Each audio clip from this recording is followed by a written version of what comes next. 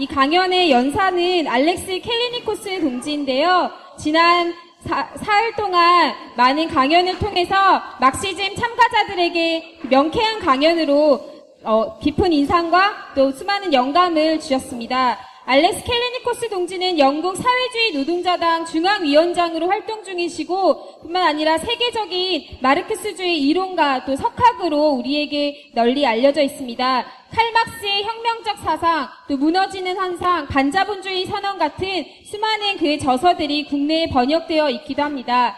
그럼 지금부터 알렉스 캘리니코스 동지를 모시고 연설을 청해 듣도록 하겠습니다. 큰 박수 부탁드립니다.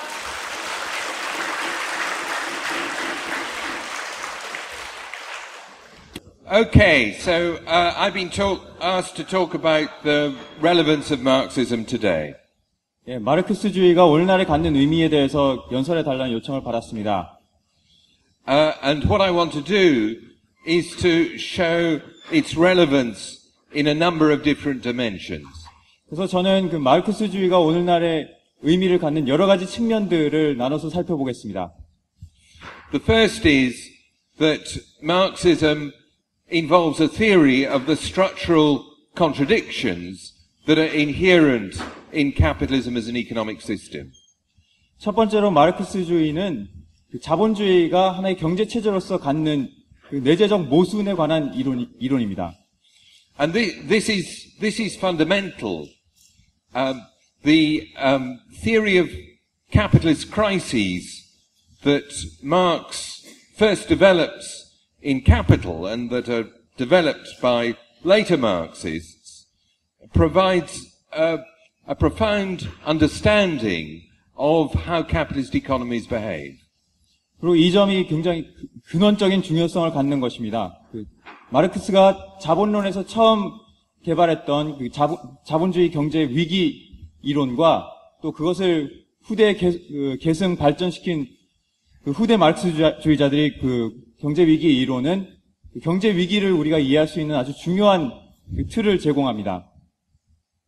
In particular, this analysis shows that economic crises such as the present one aren't accidents or mistakes. They're not just the product of the behavior of stupid politicians or greedy capitalists, although don't get me wrong, there are lots of stupid politicians and greedy capitalists, greedy politicians as well.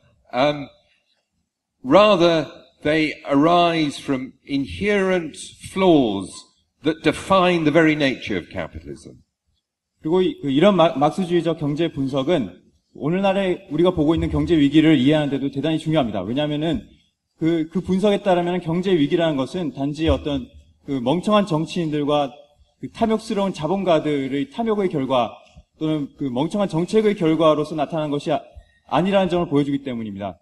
물론 그 정치인들 중에 멍청한 사람들이 넘쳐나고 또 자본가들 중에도 탐욕스러운 사람들 천지이긴 하지만 어쨌든 그들의 그런 그 멍청함이나 탐욕 때문이 아니라 자본주의 어떤 내재적 구조 때문에 거기서 경제 위기가 비롯한다는 것을 보여줍니다. And the great Italian Marxist Antonio Gramsci develops a very important conception of what he calls organic crises. 그리고 이탈리아의 위대한 마르크스주의자인 안토니오 그람시는 그 유기적 위기라는 개념을 발전시켜서 굉장히 중요한 이론적 기여를 했습니다. And organic crises are not normal economic crises, the kind that have happened every few years throughout the history of capitalism. 그리고 이 유기적 위기라는 것은 그 자본주의 역사의 한 3, 4년 주기로 매번 항상 있어왔던 그런 그 일상적인 위기가 아닙니다. Organic crises are a sign that the underlying structural contradictions of capitalism are taking a form that it's extremely hard to resolve within the framework of the system. 유기적 위기라는 것은 자본주의에 내재된 근원적인 모순 같은 것들이 표출이 되면서 그것을 그 자본주의 틀 내에서 해결하기가 엄청나게 어려운 그런 위기를 말합니다. And therefore organic crises are particularly deep-seated and protracted. 그렇기 때문에 유기적 위기라는 것은 특히나 더 뿌리가 깊고 또 오래 지속되는 경향이 있습니다. Now we're in such an organic crisis today. 오늘날 우리가 보고 있는 위기가 바로 그런 유기적 위기입니다. The American left liberal economist Paul Krugman has described the present crisis as the third depression. 미국의 좌파 자유주의 경제학자인 폴 크루그먼은 그 현재의 위기를 제3차 대공황이라고까지 얘기했습니다. In other words, he's comparing the present crisis to the Great Depression that took place in the last decades of the 19th century. 그러니까 그는 오늘날의 경제 위기를 19세기 말의 대공황과 비교하고 있는 것입니다. And also to the even greater depression that took place during the 1930s. 그리고 심지어 19세기 말보다 더 깊고 심했던 대공황, 즉 1930년대의 대공황과도 비교를 하고 있는 것이죠. One thing, incidentally, it's very important to understand about Gramsci is that he's trying to make sense of Marxist politics in the context of the Great Depression of the 1930s. 여기서 그람시가 유기적 위기라는 개념을 개발한 맥락은 바로 1930년대의 대공황이라는 맥락 속에서 그때의 사태를 이해하기 위한 노력이었습니다.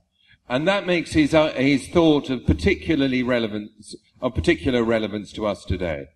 그렇기 때문에 그람시의 사상이 오늘날에 특히 더 유의성이 있는 것입니다.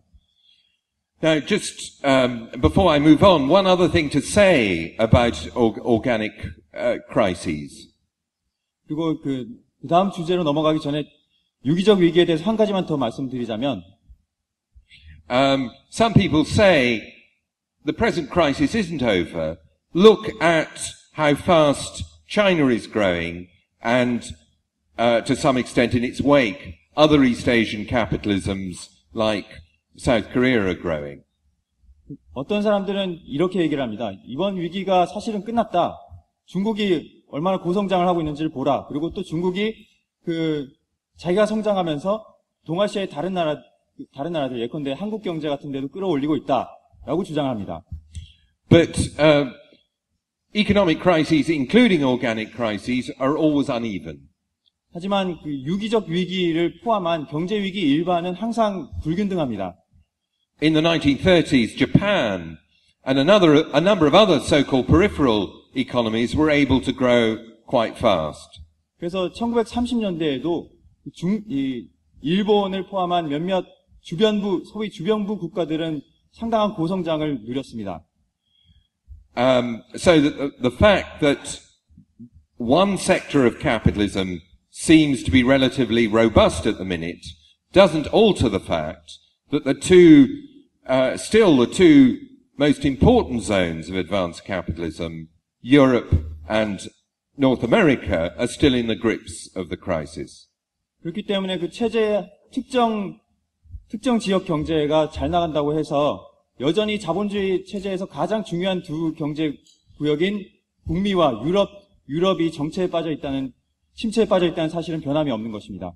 There's also a big question mark over how sustainable the Chinese boom is. 또한 중국의 호황이 얼마나 지속 가능한지에 대해서도 커다란 의문이 존재합니다. But now I want to move on to look at the second dimension in which Marxism is relevant today. 그렇다면 이제부터는 오늘날 마르크스주의가 갖는 의미의 두 번째 측면에 대해서 말씀을 드리겠습니다. And that is as a theory of politics. 즉, 마르크스주의는 오늘날 정치 이론으로서 의미를 갖습니다. Now this may seem surprising, because the conventional view of Marxism is as an economic reductionism.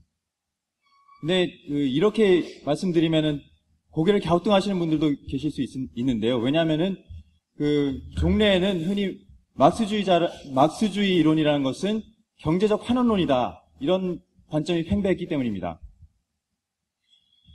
Sorry, I'm completely confused because I've been holding my watch upside down, so I don't know how long I've been speaking for, which is bad luck for the chairperson.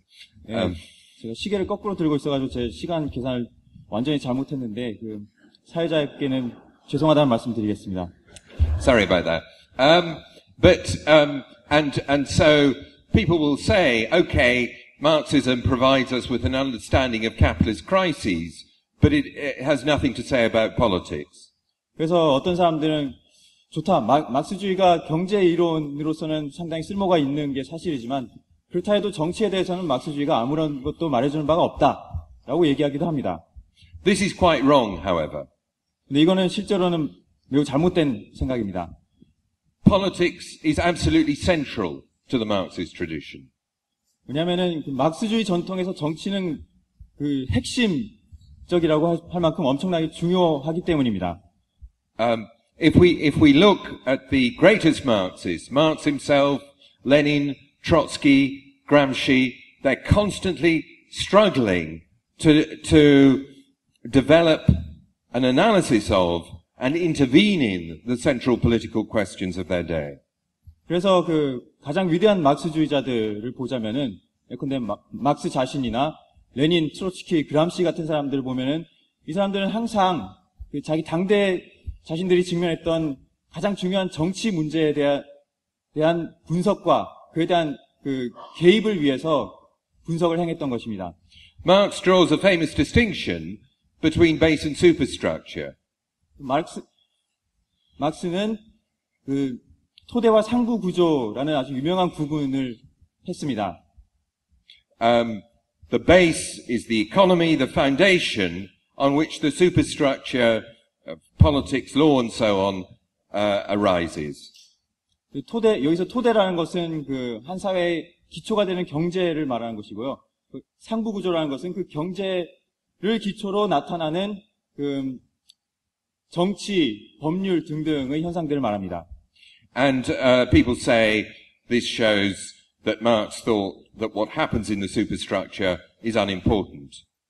사람들은 이것을 보고 그 상부 구조에서 일어나는 일은 별로 중요하지 않다고 결론 내리기도 했습니다. This is quite wrong. 근데 이건 잘못된 관점입니다. Marx says the superstructure consists in the political, legal, and ideological forms where human beings, Marx doesn't use that sexist language, where human beings become conscious of the conflict and fight it out.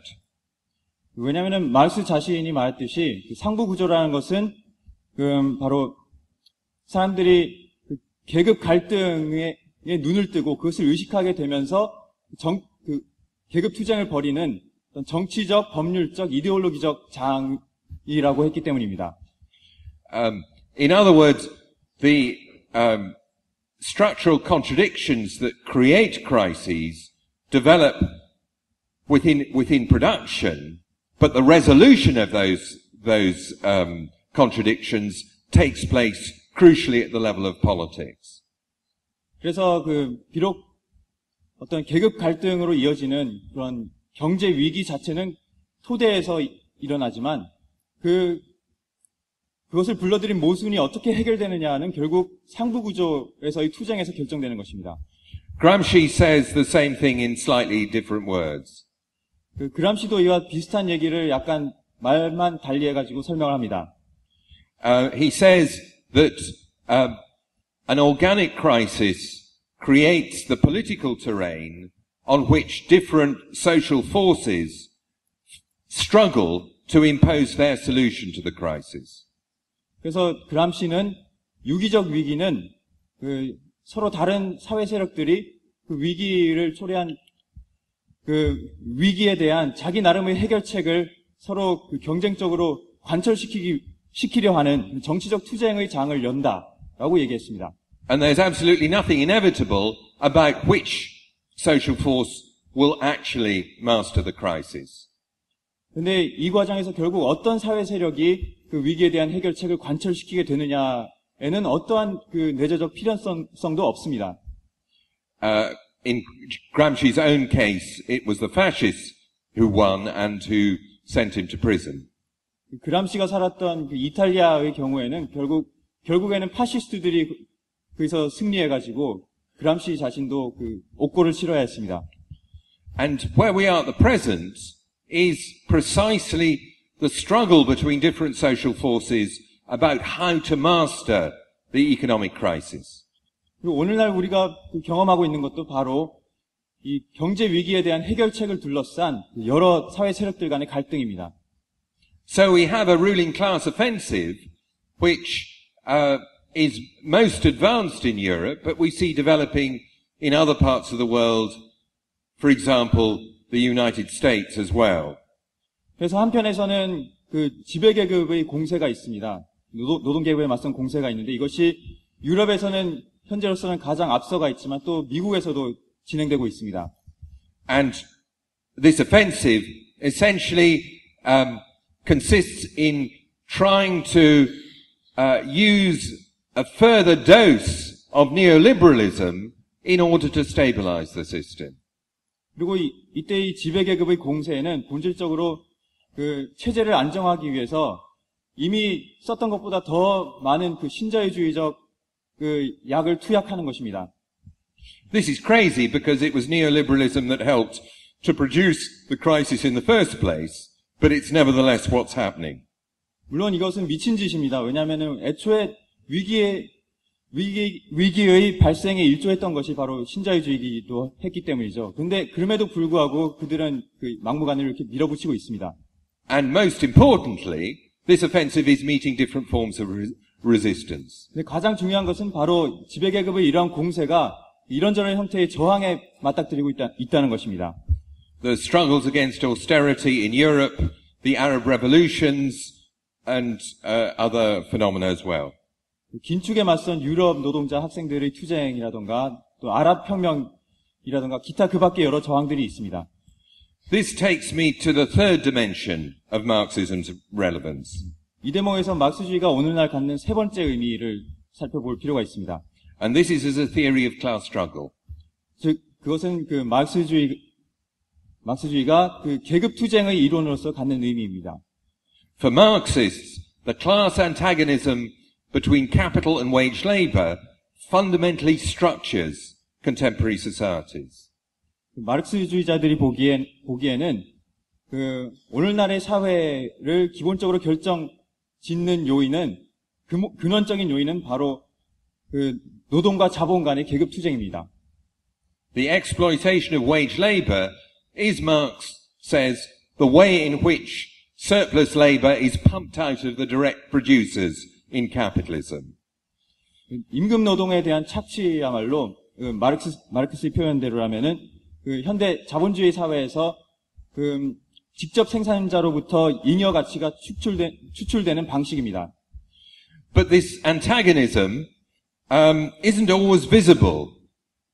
하지만 이런 계급 적대가 노동과 자본 간의 적대가 항상 선명히 눈에 보이는 것은 아닙니다. It tends to be displaced and concealed in various ways.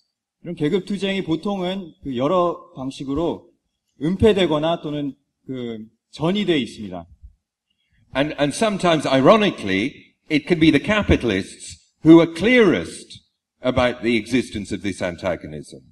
그래서 때로는 이런 계급 갈등을 가장 명확히 의식하는 것이 오히려 자본가들일 때도 있습니다. Neoliberalism has essentially been a form of very conscious class struggle on the part of the capitalists. 그래서 신자유주의라는 것도 근본적으로는 지배계급 자본가들이 아주 명확하게 계급의식적으로 추구한 계급전쟁이었습니다. A class struggle waged in order to increase the rate of exploitation and restore the profitability of capitalism. 즉, 노동자들에 대한 착취율을 증가시키고 그러면서 자본의 수익률을 끌어올리기 위한 자본가들이 계급투쟁이었던 것이죠. But funnily enough, elements on the radical left are much less clear about the centrality of the class antagonism than many capitalists. 근데 흥미롭게도 오히려 급진자파의 상당수가 오히려 자본가들보다도 더 이런 계급 투쟁을 명확하게 의식하지 못합니다. 더 흐릿하게만 의식합니다. They say that the working class is disappearing as a social force. 그래서 그들은 노동계급이 하나의 사회 세력으로서 사라지고 있다고까지 얘기합니다. It's being dissolved by the development of different forms of precarious and informal labor. 그래서 그 다양한 형태의 불안정 노동 또는 그 비공식 부문 노동 같은 것들이 등장하면서 노동계급이 해체됐다라고 얘기하는 것이죠. According to Michael Hart and Tony Negri, the working class is being replaced as the revolutionary subject by a much more amorphous multitude. 그래서 토니 네그리나 마이클 하트에 따르면은 그 노동계급보다 훨씬 더 그 무정형의 어떤 다중이라는 세력이 역사의 주체로서 노동계급을 대체하고 있다고 합니다. The first thing to say about this is that the kind of changes in labor that are involved in these arguments represent nothing new. 이에 대한 첫 번째 반론은 그들이 말하는 그 노동 형태의 변화들의 대부분은 사실 거의 새로울 것이 없는 현상이라는 점입니다. So if you read Marx in Capital Volume 1, he has a very detailed analysis which involves showing how wage labor is the indispensable basis of modern industrial capitalism. 그래서 막스의 자본론을 읽어보면은 어째서 임금 노동이 어째서 현대 자본주의에서 착취를 이뤄내는 아주 필수 불가결한 기제인지에 관한 아주 면밀한 분석이 담겨 있습니다. But Marx also shows that in the capitalism of 19th century Britain, relatively stable forms of wage labor coexist with mass unemployment and various forms of much more precarious casual labor.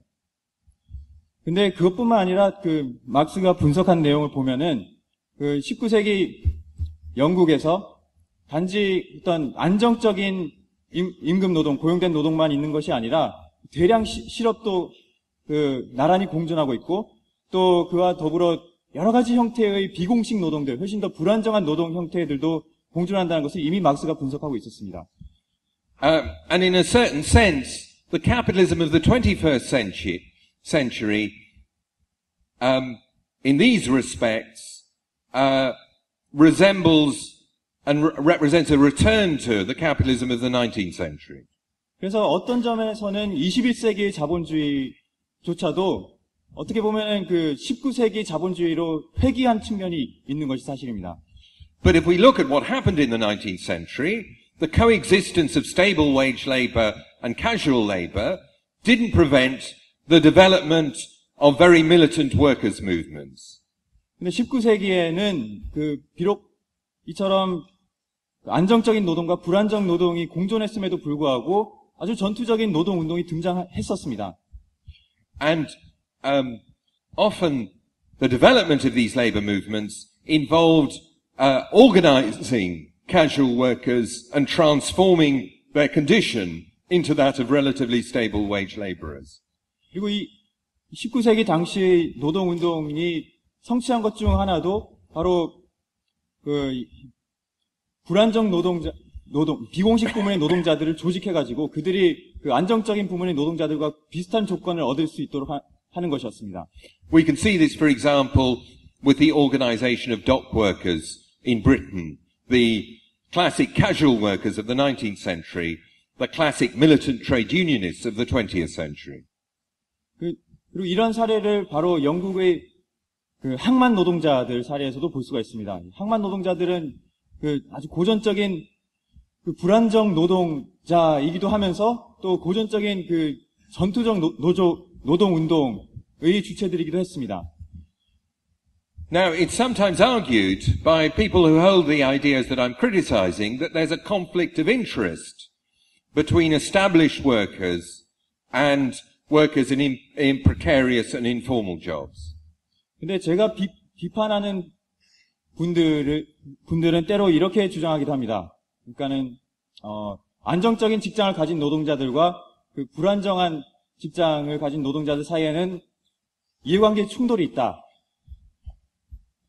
Tony Negri, for example, once called well-organized factory workers kulaks, who were the conservative rich peasants of pre-revolutionary Russia.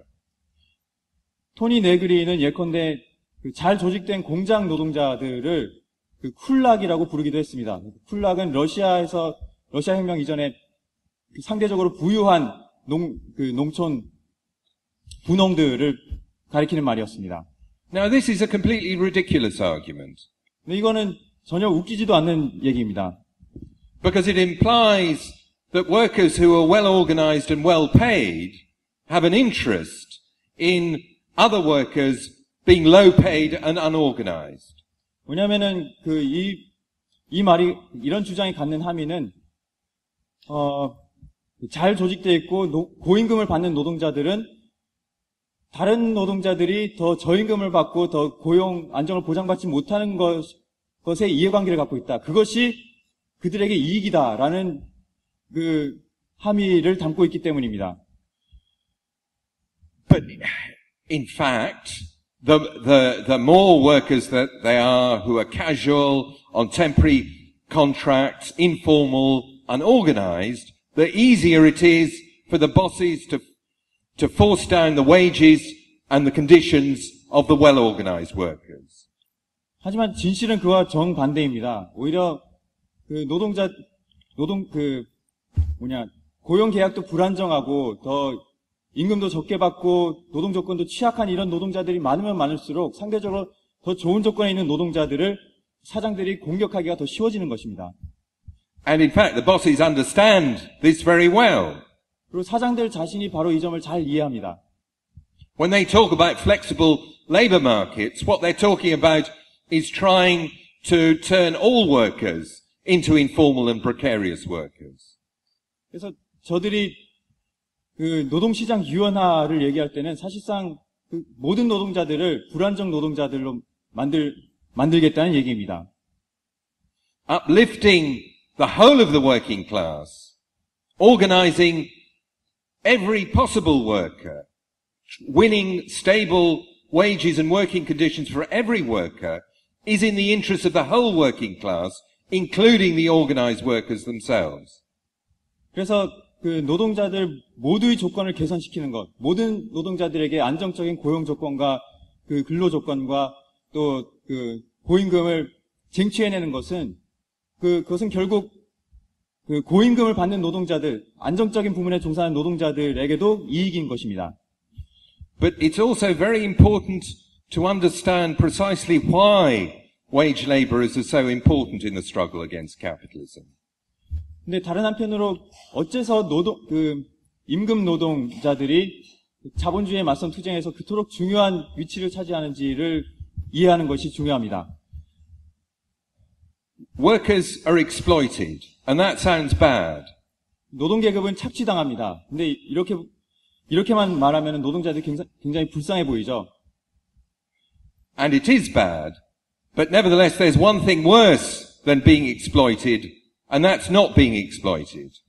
그래서 착취당하는 그 사실만으로 굉장히 안 좋은 것입니다. 하지만 더 안 좋은 것은 자본주의 안에서 착취당하지 않는 것이 더 끔찍한 것입니다.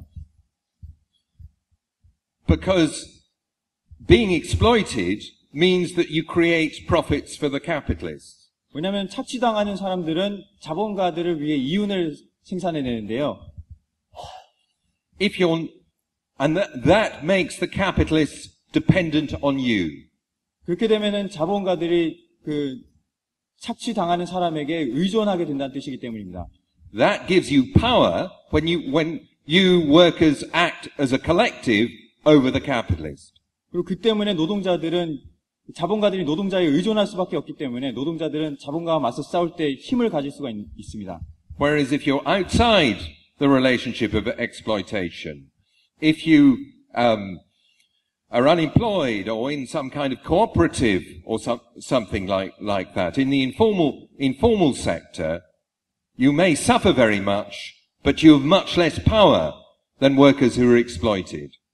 반면에 이런 착취와 피착취 관계에 그게 그 안에 끼지도 못한다면, 그 바깥에 놓여 있다면은, 그건 더 안 좋은 것입니다. 왜냐하면은, 그 경우에는 실업자이거나 아니면은 어떤 비공식 부문의 어떤 협동조합 같은 데 있을 수 있는 사람일 텐데, 그런 경우에는 그 고통은 고통대로 받으면서 거기에 맞서 싸울 힘은 없기 때문입니다.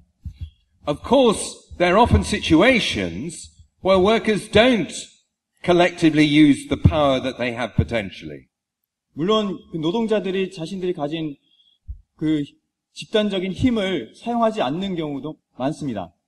In Britain, we've lived under the shadow of great defeats that workers experienced back in the 1980s that still weighs on the memory of existing workers. 그래서 영국 같은 경우에는 1980년대 노동계급이 당했던 패배 때문에 그 기억이 워낙 트라우마가 돼가지고 아직까지도 거기서 완전히 회복하지 못하고 있습니다. So when I come to South Korea and people tell me, oh, the working class is finished and so on, I'm inclined to laugh. 그래서 한국에 계신 분들이 노동계급이 이제 끝났다라고 얘기하는 걸 제가 들을 때마다 저는 좀 웃음이 나옵니다. It's less than 25 years ago since the Korean working class destroyed the military dictatorship. 한국 노동계급이 군사 정권을 타도한 것이 채 25년도 안 됐기 때문이죠. I'm proud of the achievements of the British working class, but we've never done that. 저도 영국 노동계급이 지금까지 달성한 것에 대해 자랑스럽게는 생각하지만은 영국 노동자들조차 그렇게까지는 못했습니다. So it's important not to confuse a temporary weakening and demoralization of workers with the disappearance of the inherent power that workers have. 그렇기 때문에 노동계급의 일시적인 사기 저하와 약화를 노동계급의 사라짐과 혼동해서는 안 되는 것입니다. The final point on this question is to do with how organized workers can help people in precarious work get organized and improve their position. 이 데모에서 중요한 쟁점은 그렇다면은 안정적인 직장을 가진 노동자들이 어떻게 하면은 불안정한 부문의 노동자들이 스스로 조직화해가지고 안정적인 부문의 노동자들과 같은 조건을 쟁취할 수 있도록 할 수 있을까 하는 문제입니다. I work in a university in London. 저는 런던에 있는 대학에서 일합니다. And the cleaners in London universities are a classic example of precarious workers. 그리고 런던 대학의 청소 노동자들은 불안정 노동의 아주 고전적인 사례입니다. They're low paid, casual, they're usually migrant workers, they're often illegal, so they're very vulnerable to the nastiest forms of exploitation. 저임금에다가 정식 고용계약도 아니고 또 보통 이민자들인 경우가 많고 또 이민자면서도 불법 이민인 경우도 많습니다. 그렇기 때문에 런던 대학의 청소 노동자들은 아주 차마 눈 뜨고 못 볼 끔찍한 착취에 시달리는 경우가 많습니다. Recently, one union started a campaign to organize the university cleaners. 근데 최근에 영국의 어떤 노조가 대학 청소원들을 조직하기 위한 캠페인을 시작했습니다. And this has been successful in some universities, above all because of the courage and self-organization of the cleaners themselves. 그리고 이 캠페인이 몇몇 대학에서 성공을 거뒀는데요. 그것은 무엇보다도 청소원들 자신의 용기와 과단성 덕분이었습니다. But it's also, these successes have depended upon the support of campus unions that organize faculty and administrative workers. 근데 또 한 가지 이들의 성공 요인은 바로 대학 노조, 즉 기존의 교강사들이나 또 행정 직원들이 소속돼 있는 교직원 노조가 그들을 도와줬기 때문입니다. But we see this kind of unity at a much higher level in Egypt. 근데 이런 유형의 노동자 연대와 단결 이런 것은 이집트에서 훨씬 더 높은 수준에서 구현됐습니다.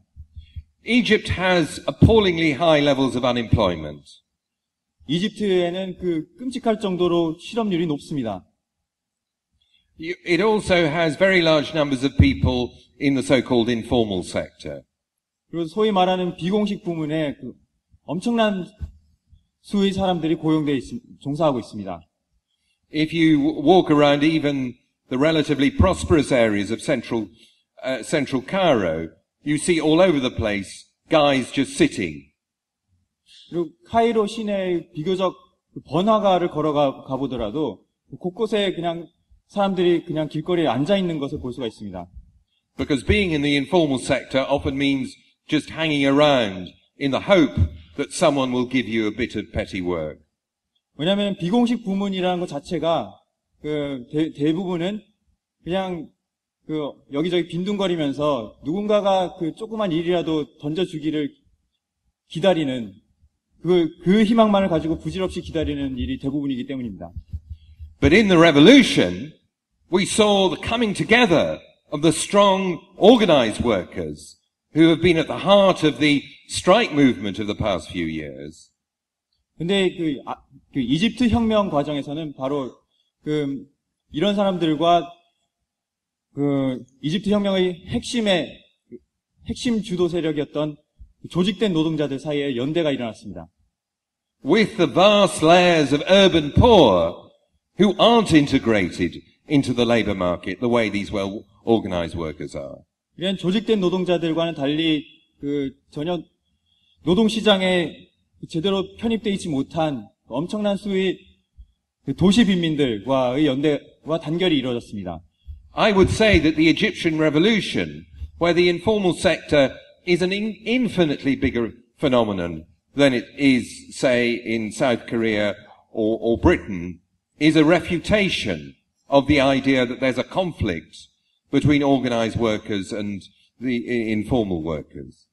그렇기 때문에 한국 같은 것보다 비공식 부문이 거의 전혀 비교할 수 없을 정도로 훨씬 더 큰 이집트 같은 나라에서 혁명이 일어났다는 것을 보면은 그것은 조직된 노동자들과 미조직 또는 불안정 노동자들 사이에 어떤 모종의 이해관계 갈등이 있다는 그런 주장에 대한 아주 확실한 반론이라고 생각합니다. This takes me to the last dimension of Marxism's relevance today. 그렇다면은 오늘날 막스주의가 갖는 마지막 의미에 대해서로 넘어가겠습니다. And that is Marxism as the theory and practice of revolution.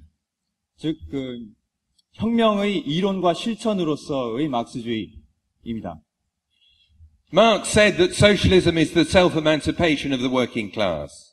막스는 사회주의라는 것이 노동계급의 자기 해방이라고 말했습니다.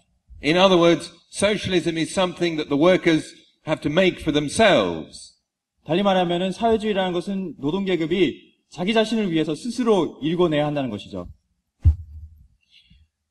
No one can do it for them. 누구도 그들을 대신할 수 없습니다.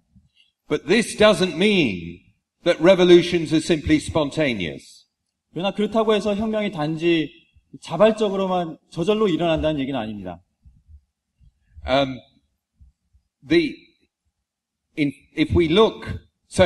If we take again the case of the Egyptian revolution, this didn't just happen miraculously. 다시 이집트 혁명의 사례로 돌아가자면은 이집트 혁명도 거의 기적적으로 그냥 하늘에서 떨어진 것이 아니었습니다. In fact, the crucial first demonstration on the 24th of January was organized by a coalition of activists of different political background. 사실 이집트 혁명의 아주 중요한 스파크가 됐던 1월 24일의 시위도 바로 여러 다양한 운동 단체들이 활동가들이 발의를 해가지고 시작했던 것입니다. Who were politically liberals, left nationalists, revolutionary socialists, and others. 이 활동가들은 자유주의자들도 있었고 또 좌파 민족주의자들도 있었고 또 사회주의자들 등등이 있었습니다. So the revolution started through conscious organization. 즉 이집트 혁명도 의식적인 조직, 행동, 개입을 통해서 첫 테이프를 끊었던 것입니다. But, of course, that doesn't explain, those organizations didn't simply create the enormous reaction from the Egyptian masses that gave the revolution its real power. 물론 그 혁명의 진정한 동력은 바로 그 소수의 활동가들이 아니라 거기에 동참한 수많은 이집트 대중들이었습니다. 하지만은 그 수많은 이집트 대중의 호응을 단지 혁명가들이 무에서 유를 창조하듯이 만들어낸 것은 아니었습니다. But this, again, is precisely what Gramsci talks about when he says that revolutions involve a dialectical interaction between the movement from below and the organizing center. 근데 이것은 정확히 그람시가 분석했던 바를 확인시켜 줍니다. 그람시는 뭐라고 했냐면은 혁명이라는 것은 바로 기층의 자발성과 동력과 그리고 그것을 조직화하는 중앙 사이의 변증법적 상호작용이라고 얘기했습니다. So the self-emancipation of the working class isn't a purely spontaneous process. It requires political organization. 그렇기 때문에 노동계급의 자기해방이라는 것도 순수하게 자발적이고 자동적인 아래로부터의 과정인 것만이 아니라 그에 대한 의식적인 조직화도 필요한 과정인 것입니다. Not necessarily to start things off, as in the case of Egypt. 단지 이집트의 경우에서처럼 그렇게 뭔가 첫 탈을 날리기 위해서만이 아닙니다. Because often movements are initially organized by much more informal groups. 왜냐하면은 흔히 운동이 처음 시작되는 것은 그렇게 누군가 조직된 세력들이 의식적으로 그거를 제안을 해가지고 시작하기보다는 훨씬 더 비공식적인 세력들 사이에서 촉발이 되기도 하기 때문입니다. But because capitalism works systematically to divide and fragment the working class. 근데 조직화가 정작 필요한 가장 중요한 이유는 자본주의가 체계적으로 노동계급의 운동을 분열시키고 파편화시키려 하기 때문입니다. In all sorts of ways, economic, cultural, ideological, capitalism works to prevent workers forming the collective subject that would sweep the system away. 자본주의는 이데올로기적 방식이나 문화적 방식, 경제적 방식 등등을 온갖 방식을 동원해서 노동자들이 스스로 자본주의를 철폐할 수 있는 집단적인 역사적 주체로서 떠오르는 것을 방해합니다. To succeed, workers' struggles need to be centralized in the way in which capitalist power is to match the way that capitalist power is centralized in the state. 그래서 노동계급이 결국 승리하려면은 노동계급의 운동이 중앙 집중화돼야 합니다. 그래야만 자본주의 국가와 지배자들이 중앙 집중화되어 있는 것에 맞대응을 할 수가 있습니다. So political organization is necessary. 그렇기 때문에 정치적 조직화가 필요한 것입니다. Georg Lukács said something very important. He said that organization mediates between theory and practice. 게오르그 루카치는 굉장히 중요한 말을 한마디 했는데요. 이런 말이었습니다. 조직이라는 것은 이론과 실천을 연결시킨다. 그것의 매개 구실을 한다. By that, he meant that in the first place that theory is blind unless it's linked to practice. 그가 의미했던 바는 첫째는 이론이라는 것은 실천으로 이어지지 않는다면은 맹목적인 것일 뿐이다라는 것입니다. You can have as good a theory as you like, but unless it's tested in practice, you can't tell really how useful or valid the theory is. 즉 이론이 아무리 그럴싸해 보이더라도 그것을 실천해서 검증하지 못하면 실험해서 검증하지 못하면은 그것이 얼마나 쓸모가 있는지는 알 수가 없는 것입니다. But equally, practice that isn't informed by theory is equally blind. 근데 마찬가지로 이론 없는 실천은 마찬가지로 맹목적입니다. If you just stumble around trying things without checking the success of what you've tried on the basis of some kind of analysis, you will not succeed in overthrowing capitalism. 그래서 단지 이것저것 시도만 해보고 각각의 시도가 얼마나 성공적이었는지에 대한 어떤 이론적 분석이 없다면은 그렇다면은 결국에는 체제를 타도하는데 실패할 것입니다. Political organization binds theory and practice together. 그런데 바로 이 정치 조직이라는 것이 이런 이론과 실천을 하나로 묶어주는 것입니다. Political organization formulates and applies theories. 정치 조직은 이론을 정식화하고 그것을 실천에 적용해 봅니다. But it also then modifies the theories depending upon how well they work in practice. 그러면서 현실에 적용을 해보면서 그것이 얼마나 잘 먹혀 들어가는지에 따라서 또 이론을 다시 수정하기도 하는 것입니다. That's why democratic discussion and decision making is so important in revolutionary political organization. 바로 그 때문에 혁명적 정치 조직에서는 민주적인 토론과 논쟁이 그토록 중요한 것이죠. There's this caricature of revolutionary organization as just obeying the commands of an all-wise leader. 흔히 혁명적 정치 조직이라고 하면은 사람들이 떠올리는 것이 어떤 상층의 지도부가 혁명적 지도부가 사람들한테 그냥 명령만 내리고 마는 그런 조직을 떠올립니다. But in fact, revolutionary organization needs democratic discussion and decision making, both to formulate the best theory and then to discuss how well applying the theory has gone in practice.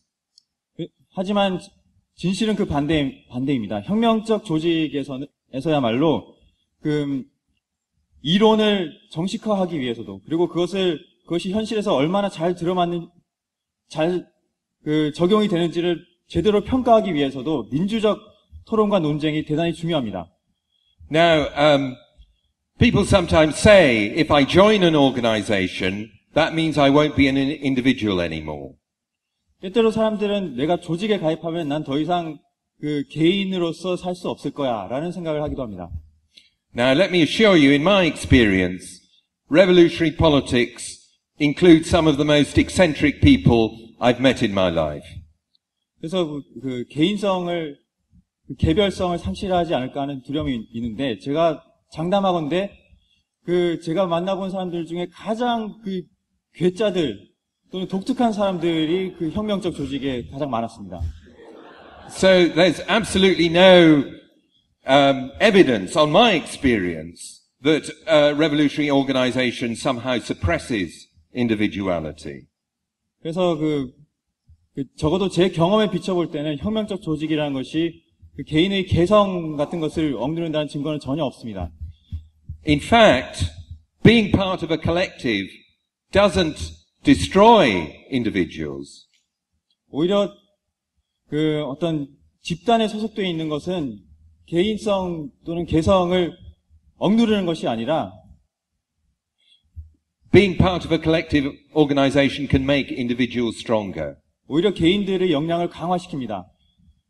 If you can think that you can deal with capitalism just as an individual. 만약 여러분이 단지 개인으로서 자본주의에 맞짱 뜰 수 있다고 생각하신다면, but if you just sit at home watching television, following things on the internet, you can become completely demoralized. 만약 그렇게 생각하신다면 단지 집에서 TV나 보고 인터넷 검색만 해보고 하시다가 어느 순간 완전히 사기 저하될 때가 올 것입니다. You can see all these terrible things happening, like this massacre in Norway by a right-wing fanatic, and just think the world is horrible. I can do nothing about it. 왜냐하면 세상에서 온갖 끔찍한 일들이 다 벌어지고 있는데, 예컨대 노르웨이에서 어떤 파시스트 광신도가 사람들 무차별로 죽이는 그런 끔찍한 일들이 벌어지는데, 그런 걸 보면서 세상은 이렇게 역 같은 곳이구나. 근데 내가 할 수 있는 일이 아무것도 없네. 이런 생각이 들 수밖에 없습니다. Or you could be part of a revolutionary organization that seeks to build an anti-fascist movement to smash fascist organization and drive scum like this man back into the gutter. 하지만은 만약 혁명적 사회주의 정당에 가입을 하신다면은 조직에 가입을 하신다면은 이런 파시스트들의 중동에 맞서는 운동에 대중운동에 동참하고 그것을 확대시킴으로써 이런 파시스트 살인마들을 원래 그들이 있던 자리로 돌려놓을 수 있습니다. I know which I prefer to do. 제가 이 둘 중에 무엇을 선택할지는 자명합니다. So to conclude, we're living at a time which presents extraordinary challenges.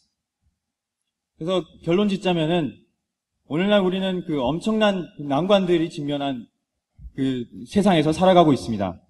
We're living in a time marked by both profound capitalist crisis and the renewal of revolution. 심원한 자본주의의 위기와 of revolution. 혁명이 부활하는 시대에 우리는 살고 있습니다.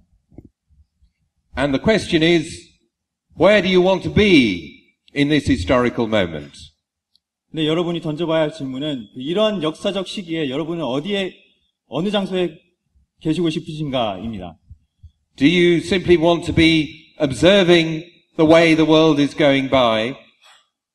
단지 세상이 세계가 돌아가는 모습을 그냥 지켜보고만 있을 것인가? Or do you want to be part of the organized struggle to change the world?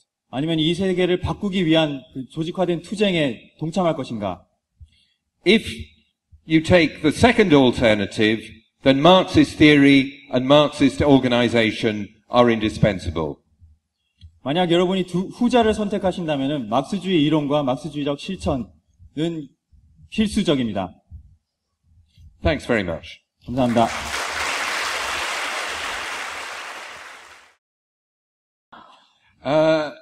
A couple of disagreements. 몇 가지 이견이 있습니다.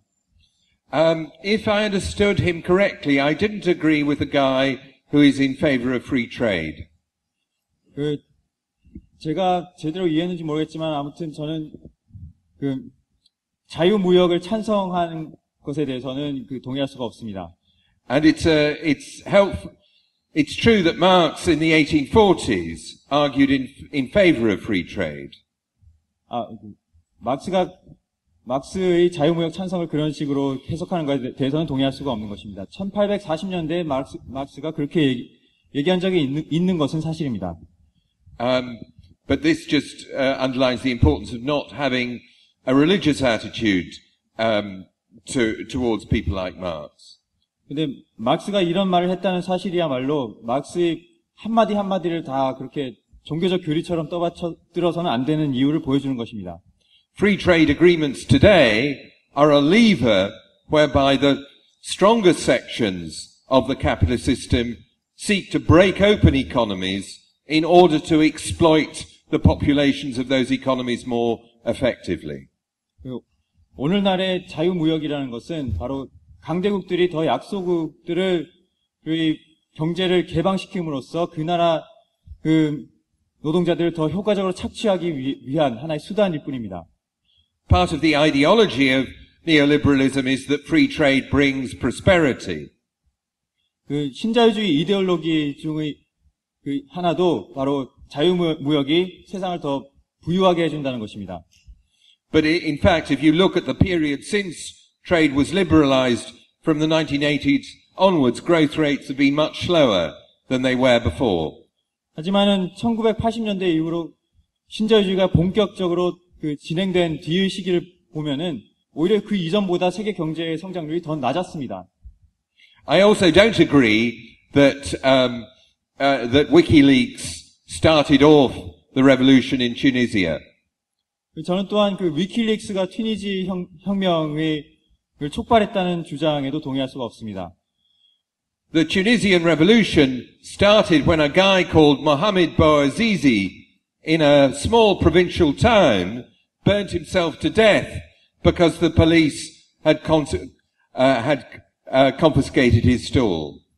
정작 튀니지 혁명이 시작된 것은 모하메드 부아지지라는 청년이 그 경찰이 자기가 노점을 하고 있는데 그 노점 그 판매대를 압수한 것에 항의해가지고 분신한 것 때문에 시작이 됐습니다. And it was the anger created by this incident that led to protests spreading from town to town throughout Tunisia until they reached, the protests reached Tunis, the capital. 그리고 결국 이 청년의 분신에 대한 분노와 항의가 그 튀니지 각지의 마을과 도시로 번져나가고 결국 튀니지 수도인 튀니스로 확산된 것이 결정적으로 그 혁명을 이끈 것이었습니다. And what delivered the death blow to the regime of the President Ben Ali was a general strike. 그리고 마침내 그 튀니지 대통령 벤 알리에게 치명타를 가한 것은 바로 노동자들의 파업이었죠. In fact, the Tunisian revolution demonstrates the interdependence between the situation of informal workers like Bouazizi and the organized working class. 그래서 오히려 실제로 튀니지 혁명 과정이 보여준 것은 부아지지 같은 그 비공식 부문의 비공식 부문의 사람들하고 또 조직된 노동자들 사이에 상호 의존성을 오히려 더 확실히 보여줬습니다. We should be in favor of the revelation of the secrets of American imperialism. 물론 그 위키릭스가 미 제국주의의 더러운 비밀들을 폭로한 것은 우리는 환영해야 합니다. And we should certainly defend the efforts of we should, within certain limits arising from the criminal case that he's involved in, defend the founder of WikiLeaks against the efforts of American imperialism to destroy him. 그리고 우리는 그 위키릭스 창립자가 그 미국의 미 제국주의가 그를 매장시키는 것에 맞서서 그 창립자를 방어해야 할 것입니다. 물론 그럼에도 그 사람이 그 어산지 그 사람이 그 다른 그 성추문 같은 이유로 기소를 받고 있는 상황에서 그에 대한 어떠한 그 약간의 유보는 필요하겠지만은 어쨌든 미국의 그런 시도에 맞서서는 그를 당연히 방어해야 합니다. But that doesn't mean we should buy into the ideology, which is again part of neoliberalism, that somehow free information dissolves entrenched structures of power.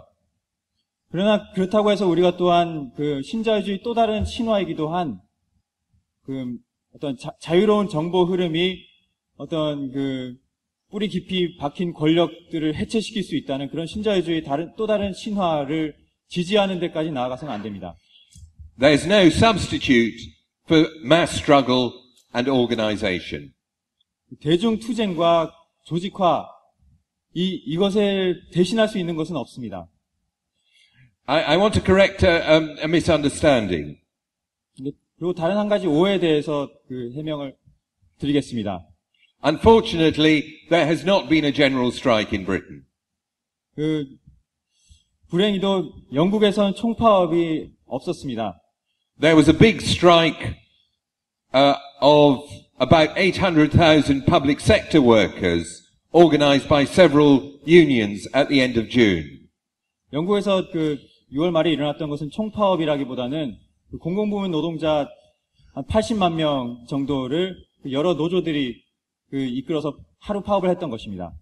And we are campaigning for the leaders of the trade unions in Britain to set a day on which they will call a general strike against the government's policies. 영국에서 우리는 노동조합 지도자들이 올 가을에 진짜로 총파업을 하도록 날짜를 박으라고 압력을 넣고 있습니다. But unfortunately, there hasn't been a general strike yet. 근데 아직까지는 불행히도 총파업은 없었습니다. But it's certainly true that the important combined trade union action that has taken place so far has been the result in part of the efforts of organized revolutionaries. 하지만은 지금까지 커다란 대중 파업이 공공부문 파업이 일어나기까지의 그 영국의 혁명적 사회주의자들이 상당한 기여를 했던 것은 사실입니다. The unions that took part in the strikes are mainly ones where the SWP has a relatively strong base. 그래서 그 6월 30일 파업에 참여했던 노조들은 대개 그 SWP가 상당한 기반을 갖고 있는 노조들이었습니다. But we're still a relatively small force. 그럼에도 SWP는 상대적으로 아직은 그 작은 세력입니다. And what we've done is to try to combine pressure from the rank and file and political pressure on the trade union leaders to fight. 그래서 우리가 하려고 했던 것은 그 기층 조합원들, 아래로부터의 기층 조합원들의 압력과 또 노조 지도자들에 대한 정치적 압력을 결합시키려 한 것이었습니다. With united fronts with the more left-wing trade union leaders. 그런 아래로부터의 압력, 조합원들의 압력을 좌파 노조 지도자들과의 공동 전선과 함께 결합시키려 한 것이었습니다. And really you have to have both. 근데 이 두 가지가 모두 필요합니다. Because revolutionaries are a minority, we depend on often very bureaucratic trade union leaders to bring about large-scale action. 혁명가들은 그 소수이기 때문에 흔히 그 규모 있는 행동을 조직하기 위해서는 노조 지도자들에게 의존할 수밖에 없는 경우가 많습니다. But we need the independent organization of revolutionaries and of rank and file workers in order to put pressure on these leaders and to take initiatives of their own. 하지만 이런 지도자들에게 압력을 넣기 위해서는 또 한 가지, 그러니까 아까 말씀드린 혁명적 조직과 더불어서 기층 노동 조합원들의 네트워크와 그들을 통한 압력이 필요한 것입니다. Someone asked, how do we prevent revolutionary organization becoming top-down and dominated by an elite?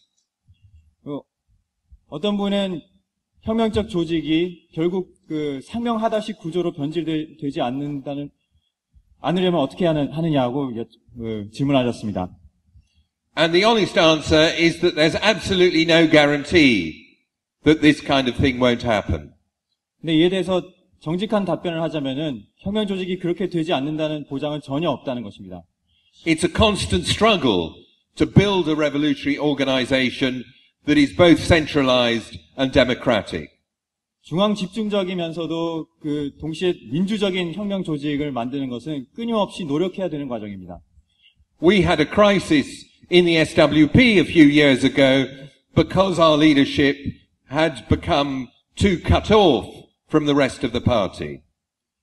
몇 년 전에 SWP 내에서도 상당한 위기가 있었습니다. 왜냐하면 이 SWP 지도부가 나머지 당원들과 너무 좀 멀어졌기 때문이었었죠. And it took a real fight to bring us back onto the right track. 근데 이런 문제를 바로 잡는 데는 커다란 내부적 노력이 필요했었습니다. 투쟁이 필요했고요. I'm very proud of that achievement, but we have to be permanently vigilant to get the right balance. 그렇게 해서 결국 SWP가 다시 바로 잡힌 것에 대해서는 자랑스럽게 생각하지만, 그럼에도 앞으로도 계속 끊임없이 민주주의와 중앙 집중과 더불어 민주주의가 유지될 수 있도록 항상 신경을 써야 하는 것입니다.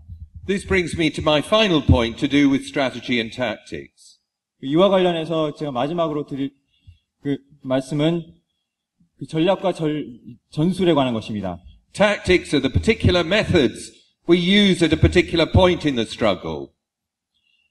전술이라는 것은 투쟁의 어떤 특정 국면에서 우리가 사용하는 특정한 방법입니다.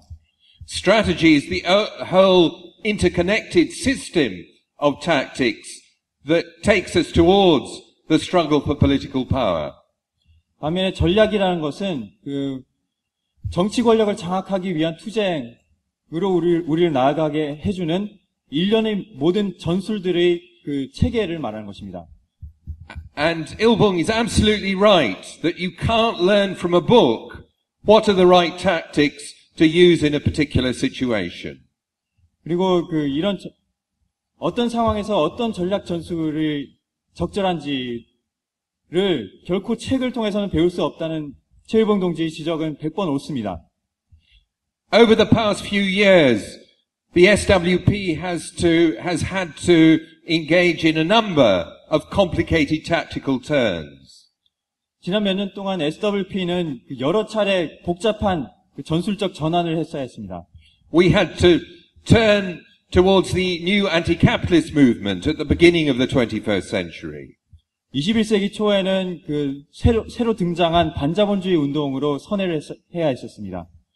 We helped to initiate an anti-war movement of unprecedented scale. 또 SWP는 전례 없는 규모의 반전 운동을 제안하고 시작하는 데 큰 역할을 했습니다. We then were offered the opportunity of building a radical left electoral coalition coming out of that anti-war movement. 그 다음으로는 이 반전 운동에서 떠오른 그걸 기반으로 한 급진 좌파의 선거연대도 건설을 했습니다. And then we were confronted with the collapse of both the movement and the coalition.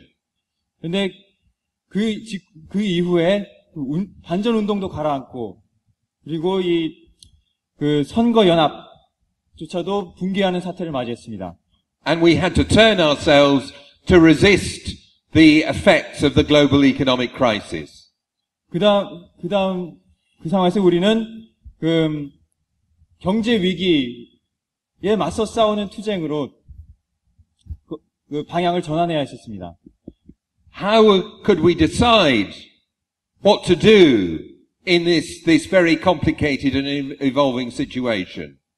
이처럼 매우 복잡하게 변화무쌍하게 전개되는 상황 속에서 우리가 무엇을 어떻게 할지, 어떻게 그것을 결정할 수가 있었을까요?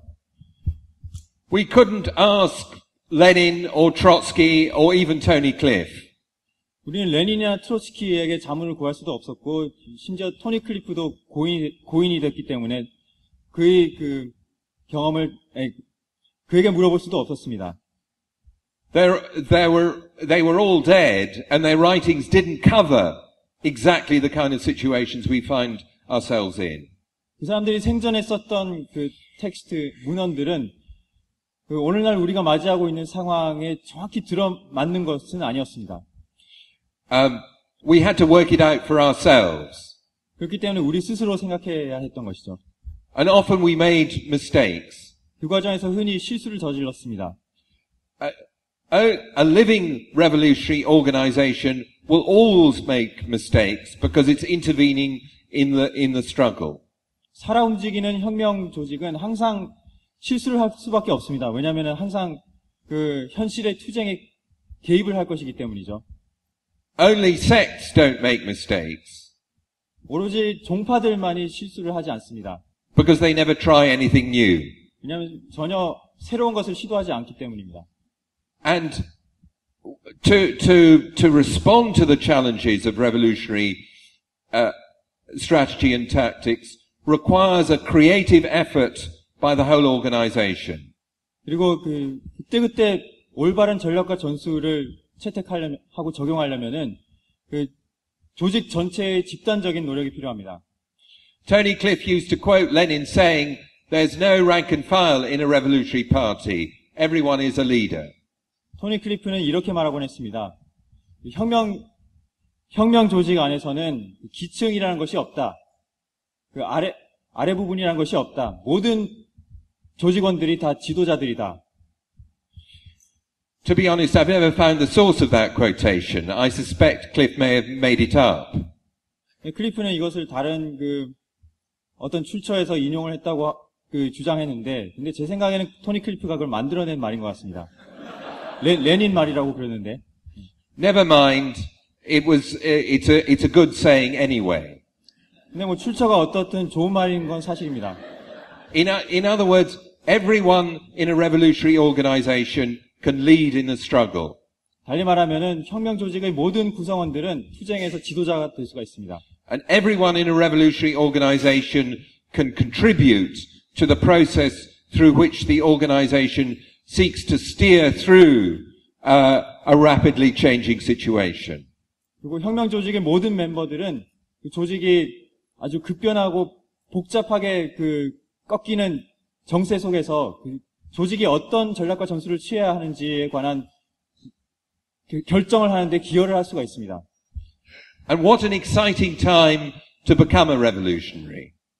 근데 따지고 보면 지금처럼 그 혁명가가 되기에 좋은 시기가 없습니다. A time of enormous crisis and inspiring struggles. 그 엄청난 경제 위기 속에서 감동적인 투쟁들이 벌어지고 있는 이 시기 말입니다. The question for those who aren't members of All Together is, do you want to be part of shaping the response to this crisis and shaping the struggles of the future? 그래서 아직 다 함께 회원이 아니신 분들에게 제가 던질 질문은 여러분은 미래의 투쟁 방향을 결정하는 데서 기여를 하고 싶으신가입니다. I can't think of a more exciting and rewarding place to be. 저는 오늘과 같은 시대에 다 함께 같은 혁명 조직 외에 더 가슴 뛰고 더 희망이 있는 그런 자리는 없다고 생각합니다. So join us and help to make a world, as Trotsky put it, that is fit for human beings to live in. 그러므로 트로츠키가 말한 인간이 살기에 좋은 세상을 만들기 위한 투쟁에 동참하십시오. 우리 조직에 가입하십시오. Thanks and good luck.